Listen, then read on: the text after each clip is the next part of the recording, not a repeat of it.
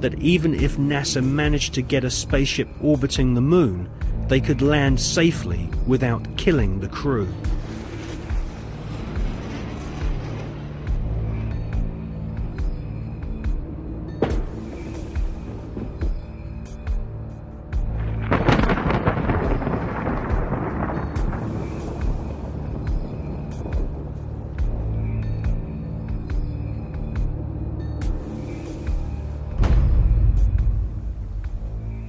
Could the footage which we see of the limb approaching the moon be filmed in a TV studio? It was filmed in a TV studio. There's absolutely no doubts whatsoever about that. And the way that this film was created was by the use of models. There's nothing secret about the models. They exist. You can go and see them today. The models were very lifelike, very realistic. There is one that is a life-size model. It's in Flagstaff in Arizona. It's 2 miles long, and it's an exact replica of the Sea of Tranquility.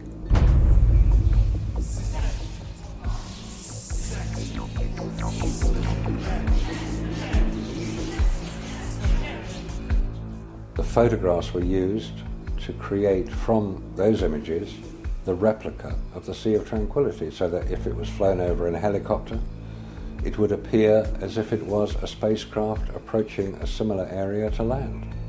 So yes, all the scenes of the lunar surface were filmed on Earth.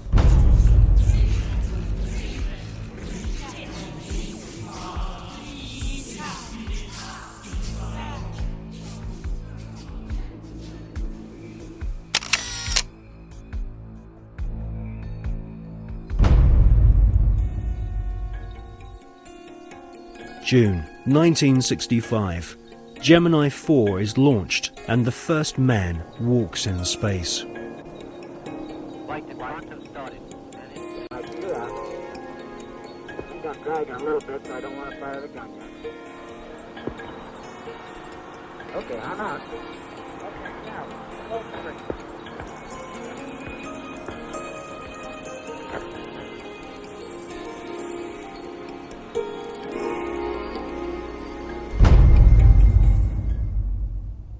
Extensive rehearsals at docking spacecraft were performed in low Earth orbit. Everything was recorded on film.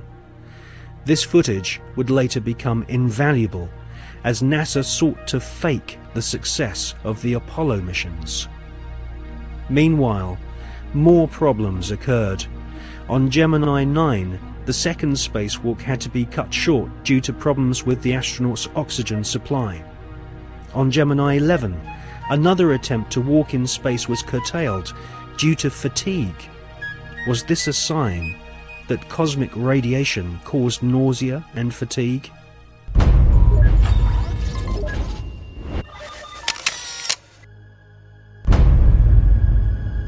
NASA could not risk the public humiliation of having brave astronauts crashing to their deaths on the lunar surface broadcast on live TV.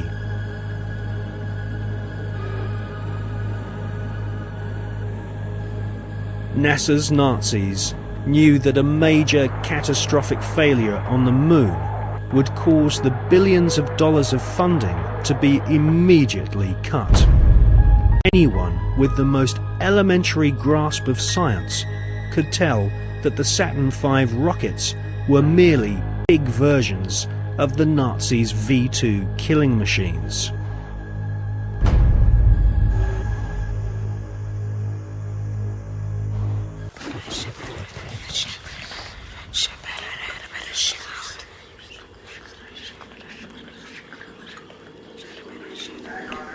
The crew of Apollo 8 has a message that we would like to send to you. In the beginning, God created the heaven and the earth. And the earth was without form and void, and darkness was upon the face of the deep. And the Spirit of God moved upon the face of the waters. And God said, "Let there be light." And there was light. And God saw the light, that it was good. And God divided the light from the darkness. And God called the light day, And the darkness he called night, and the evening and the morning were the first day. And God said, let there be a firmament in the midst of the waters. Let it divide the waters from the waters. And God made the firmament, and divided the waters which were under the firmament from the waters which were above the firmament. And it was so. And God called the firmament heaven, and the evening and the morning were the second day.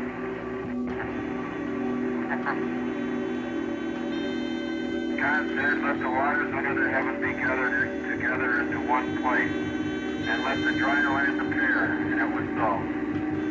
And God called the dry land earth, and the gathering together of the waters called he sea. And God saw that it was good.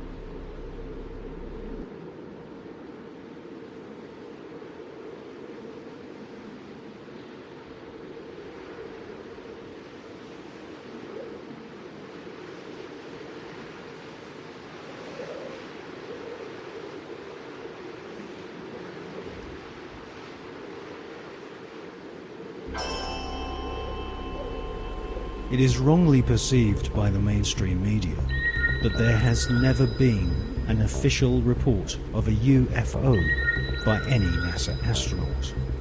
This is simply not so. Since the early experimental orbital craft were developed by ex-Nazi SS officers on behalf of NASA, American astronauts have continually reported strange UFOs. In many cases, photographs and even film was shot of these mysterious, unidentified flying objects. During his pioneering orbital flights in the Gemini 7 capsule, NASA astronaut Jim Lovell clearly alerted Mission Control of a bogey at 10 o'clock high. Capcom at Houston asked James Lovell if he had an actual sighting of a UFO. Lovell answered, "We have several, an actual sighting." Gemini 7 here, Houston, on your 8. Last clear, 7, go ahead. I told you at 10 o'clock high. This is Houston, say again, 7? We have a bogey at 10 o'clock high. Roger.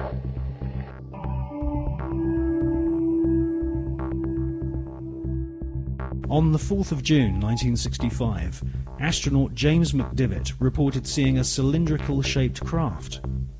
Could this be one of the cigar-shaped motherships which have been filmed from the ground on many occasions, most notably in Russia and California during the 1970s?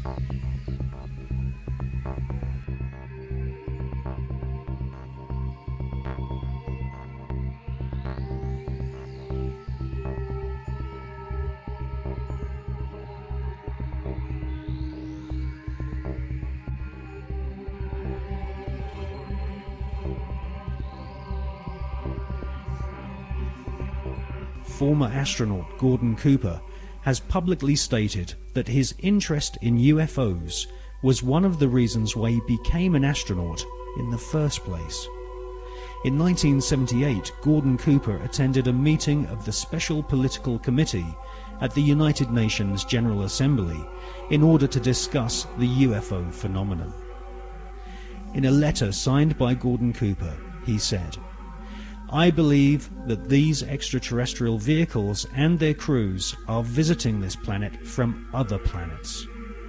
In 1951, I had the opportunity to observe flights of UFOs of different sizes flying in fighter formation from east to west over Europe."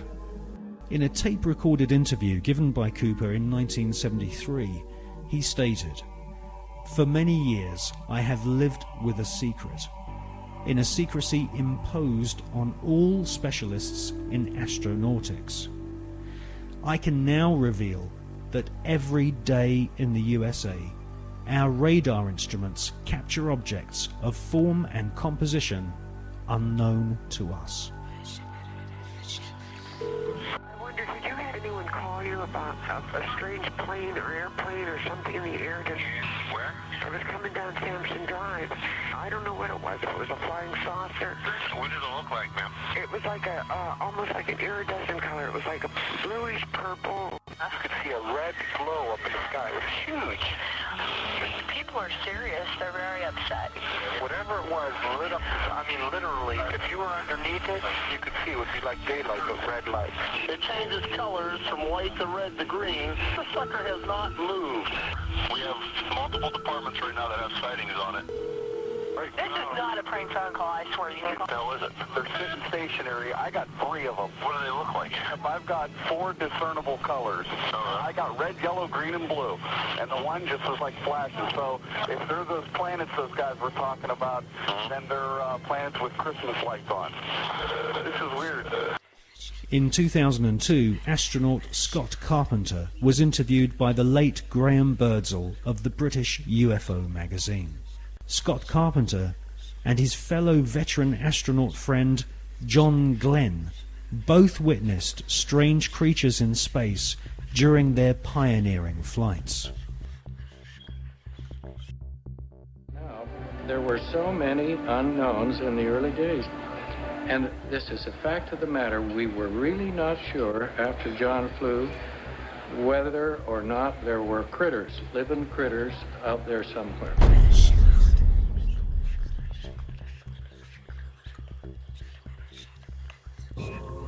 После этого, значит, у нас что-то закрутится, мы все ведем, потом начинаем проверку.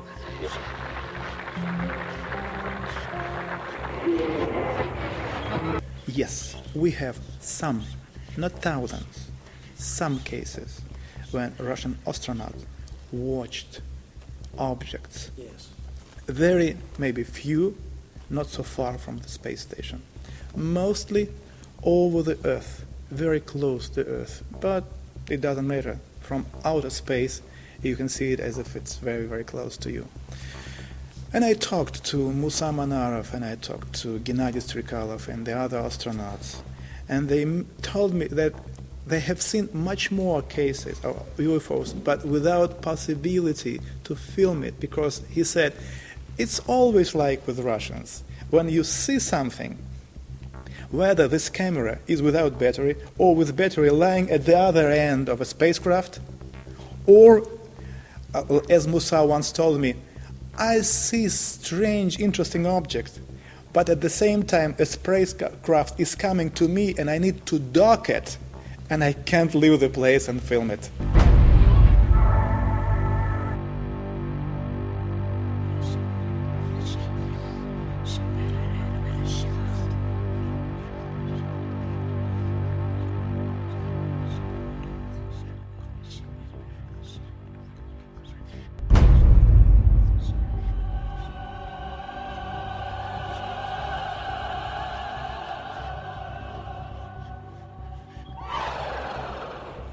You know, we have been investigating this particular question, and we came to very interesting conclusions. I wouldn't say that millions of people or thousands, no, but there are many people who have not been abducted because on their level of knowledge and on their level of understanding and abilities, they do not need to abduct people. No. I will try to explain what's going on. When you say they, you're talking about the... It is, yes, it is. It is. When it is are flying here, there are some kind of scientific expeditions which are visiting the planet.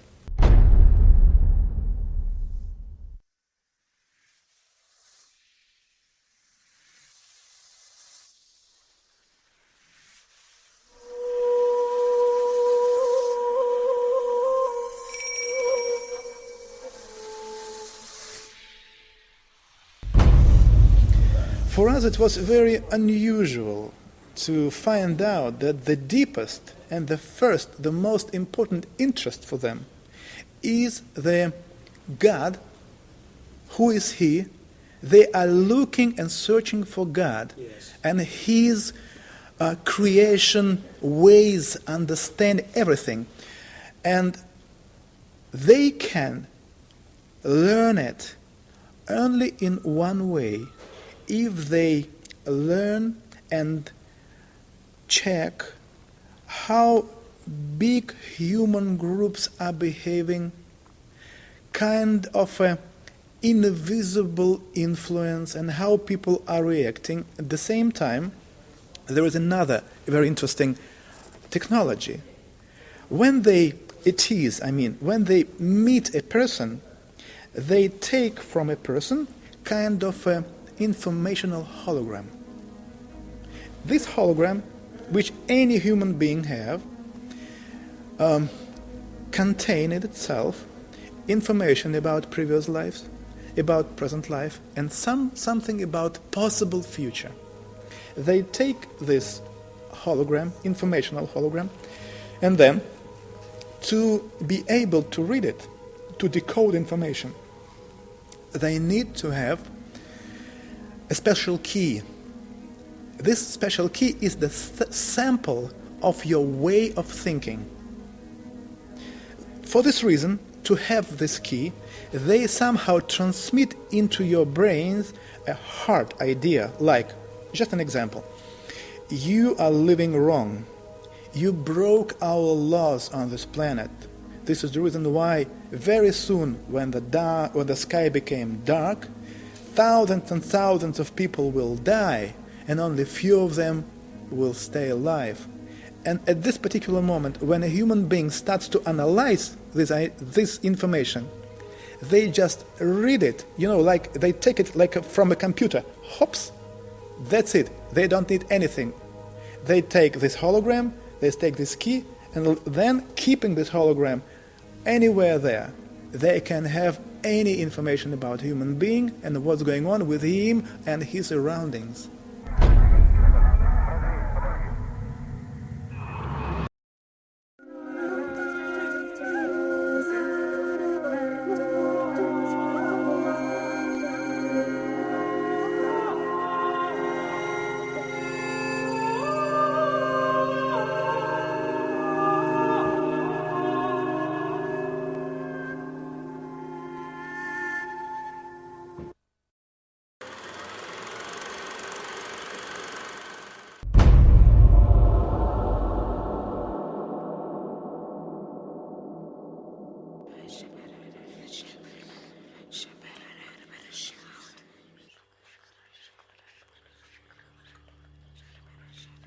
Regardless of whether the Apollo moon landing was faked or not, an interesting photograph hangs on the wall of the Sanctuary of the Scottish Rite Masons in Washington, D.C.